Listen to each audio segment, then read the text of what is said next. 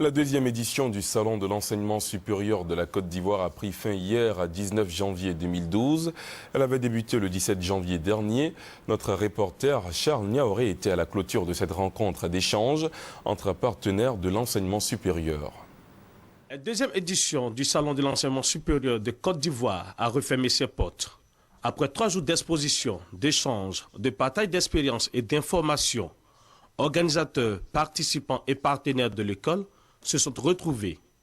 Une rencontre pour se dire au revoir, mais surtout, pour les initiateurs du salon, l'occasion de remercier et de féliciter tous les acteurs qui ont contribué à la réussite de l'événement.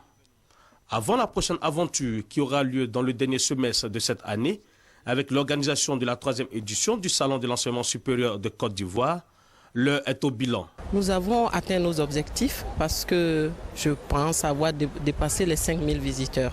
Nous avions enregistré plus d'une 50aine d'exposants. Et le salon se situe dans un contexte totalement inhabituel, c'est-à-dire dans une période post-crise. Les acquis sont conservés, les erreurs du passé sont à corriger, le futur annonce les nouveautés. Et je trouve que le salon était très bien, c'était bien organisé. Et au niveau information, je pense que chacun en a eu pour son compte, aussi bien les élèves que les parents.